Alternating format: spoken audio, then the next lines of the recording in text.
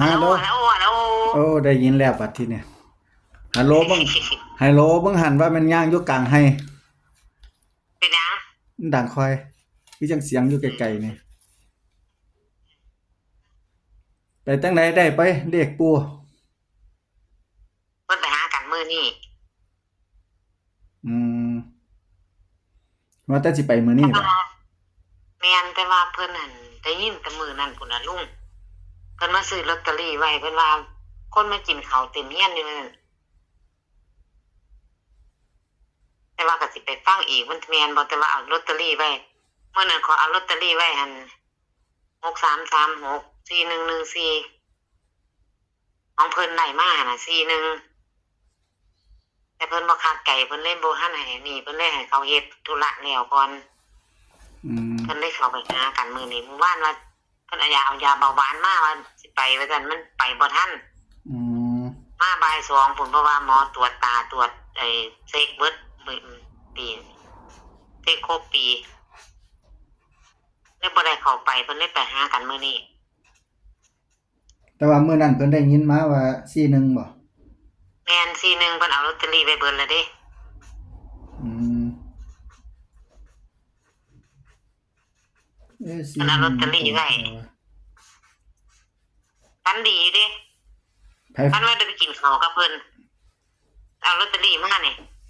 เอาลอตเตอรี่ตัว41นี่บ่มา4114666336เอาไว้2อันนี่ล่ะเอา2อย่างนี้ไว้แม่นมื้อนั้นไปไสบูฉันไปกินเอาอันไปกินข้าวเกินในห้องเอาฮอดข้าวพุ่นแหมเอามือเอาลอตเตอรี่มาอืมแต่ว่าจักสิเป็นจังไดแต่ว่าก็หยิบไว้อันเจ้าเก่าอันล่ะชุดเต็มเบิดนั่นน่ะโอ้ยไอ้ ยังว่ารอเบิ่งอยู่ว่าได้มาไปเนาะคันนั้นสิโทรมาดูหลายเพิ่นสิได้ลงคลิปหลายเห็นไหมเพิ่นสิได้ลงมีแต่คลิปผู้เดียวแท้ว่าก็ก็เลยเลยบ่แน่ใจเพิ่นก็เลยนั่นเพิ่นเลยมาหยิบสั่งเขาไว้แต่มือพุ่นน่ะลอตเตอรี่น่ะแต่ว่าหยิบไว้แล้วมื้อนี้เพิ่นก็สิไปย้ำอีกกันบ่จ้าเพิ่นสิเข้าไปหากันไปเบิ่งเพราะว่าเขาเฮ็ดธุระแล้วเมื่อวานนี่ บัดทีนี้เพิ่นฝันบ่ผู้เพิ่นได้มาผู้เพิ่นเอามาน่ะเพิ่นนั่นล่ะฝันว่าเพิ่นว่าแม่นสิเข้าเพิ่นก็เน้นอยู่ดีอันเดียวนั่นล่ะ4114ล่ะ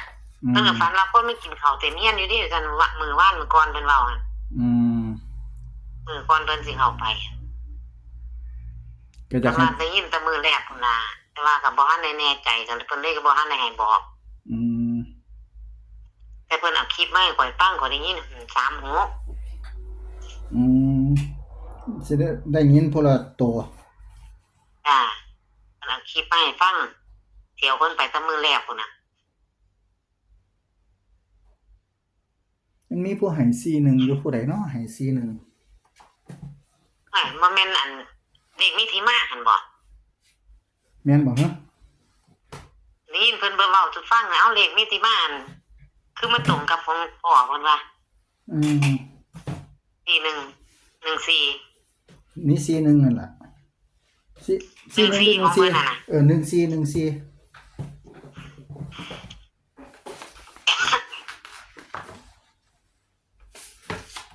เพิ่นให้เขาเฮ็ดธุระมื้อวานนี่แล้วเพิ่นก็เลยสิเข้าไปหากันมื้อนี้อืมเพิ่นเพราะว่าเพิ่นก็เอาลอตเตอรี่ไว้แต่พุ่นล่ะเพิ่นก็ว่าเพิ่นก็เว้าเป็นอันนั้นอยู่ว่าเพิ่นฝันจำได้อยู่ว่าคนไม่กิน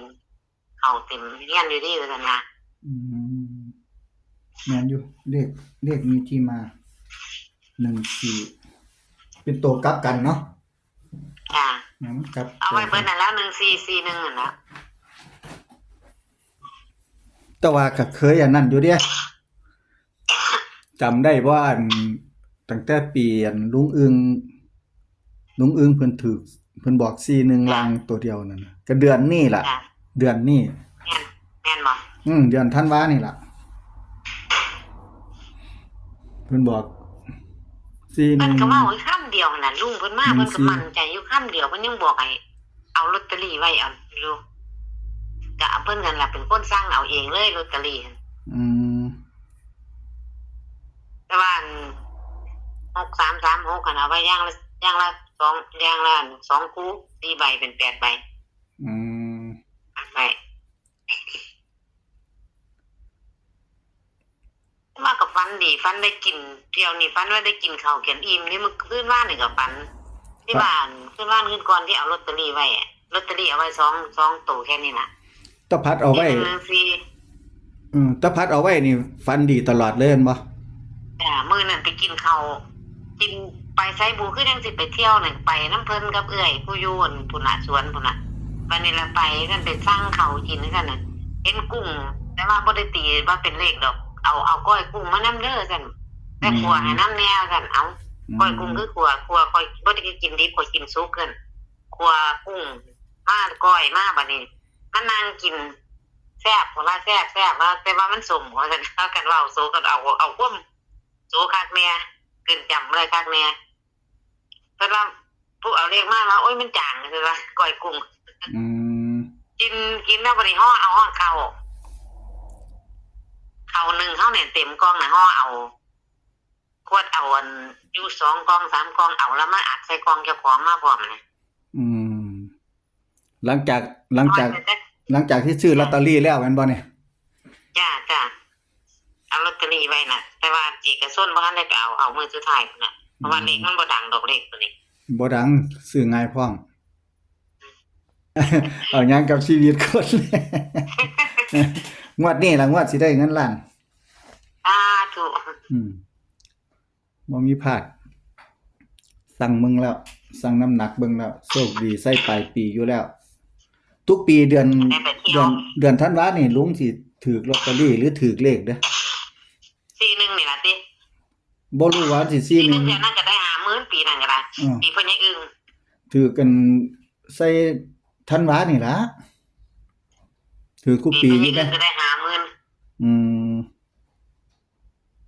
แต่ว่าเพิ่นก็มักแหละเพิ่นมักบ่เว้าบ่หยุดบ่หย่อนแต่มื้อแรกพุ่น อืมผู้อ้วนเพิ่นเอามานั่นบ่ จ้า คันแล้วคันเพิ่นมักคักแล้วคันเอามาแล้วใจบ่มักมันก็อีกละมันต้องใจมัก แล้วเพิ่น อย่าไม่เอาให้เพิ่นอยู่หั่นแล้วแต่เพิ่นน่ะสร้างเองเลยแล้วบ่ได้เว้ากับเพิ่นบ่ได้สร้างลอตเตอรี่เพิ่นสร้างเองเลย อืม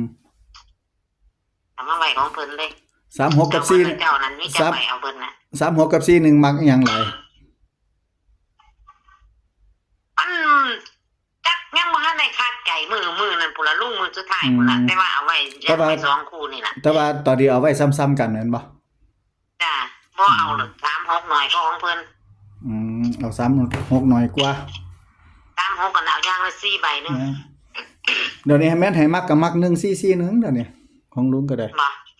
ลุงมักตัวนี้บ่ แม่นมักตัวนี้หลายกว่า เดี๋ยวสิสร้างสิเสียงย้ำอีกอยู่ เสียงแต่41ทนๆเห็นไหม จ้า เสียงแต่41ทนๆตัวเดียว แต่ นี่ ว่า มันจะเป็นจังได๋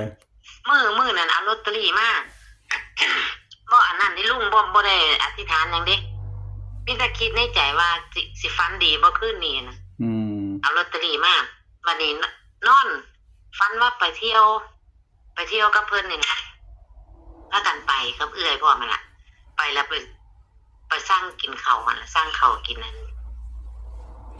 ที่ว่าไปกินนั่นก้อยกุ้งนั่นล่ะ อืม แล้วห่อเอาข้าวพร้อมข้าวที่เหลือก็ห่อเอามาอีกนั่นล่ะแค่นั้นล่ะเอาสิว่าเข้าอยู่ว่ามันสิเข้าตัวใดน้อซั่น เข้าอยู่แล้วล่ะนี่บ่คู่ใดก็คู่หนึง มันถึงปีมันแล้วเนาะปี41ตอนนั้นเนาะ มันครบรอบมันเด้ แต่ว่าเลขตัวนี้เห็นบ่มีผู้คอยมาบ่ค่อยมีนั่นดอก บ่มักแล้วมันหันมันออกไป145เด้มันออกไป145คนเลยบ่คนเลยสลายใจว่ามันสิบ่มาอีกอะนะ14 จ้ะ แต่มันก็มีสิทธิ์มาได้แม่นบ่ซะ มาหลายเหลือเกินติ ตัว4นี่แล้วมันสิลอยมา มันบ่ไปนำกระแสเด้เลขที่มันออกทุกมื้อนี่มันบ่ไปตามกระแสเลยมันมาเงียบๆเลย เพิ่นได้ลงอันเพจเพิ่นมาผู้มือเพิ่นเมื่อวานนี่ สาวนั่น โอ้สาวอันคนสวยเห็นบ่ จ้ะ เพิ่นลงอยู่ดอกเพิ่นลงประจำ แต่เช้าพุ่น เห็นนั่นติ๊งต้องเด้งดึงขึ้นมาอยู่ตลอดอยู่ตอนนั้นโดนก็ตึงขึ้นมา ที่เพิ่นเฮ็ดแต่เช้าๆเพิ่นว่าสิเข้าไปหาเพิ่นได้บ่ได้เข้าไปซ้ำ อืม คือไปตรวจโรคไปตรวจหมอตรวจจนฮอดบ่าย2กว่าละโอ้ยบ่ได้ไปดอกไปนะลุงเอาแต้มไว้คันลุงกับเอาลอตเตอรี่ไว้หาตั้งเบิ่งเพิ่นมาอีก ครับผ พุ่น ม ละ ค คั รั น บ อีก ผม คุยกันอีกกับมือพุ่นละหมอเลขออกก่อนมือเลขออกมือ1 2มื้อพุ่นละ โอเคครับ จ้า ครับสวัสดีครับ จ้า ตามนี้เด้อครับเด้อ41ได้มาแล้วเลขปู่นะครับพี่น้องพิจารณาลองเบิ่งเด้อครับเด้อใช้วิจารณญาณในการรับชมนะครับขอให้พี่น้องท่านผู้ชมโชคดี ตามที่น้องสาวเพิ่นว่าก็เป็นแต่โชคดีอยู่ดอกจังมาตามกันในคลิปหน้าครับผม สวัสดีครับ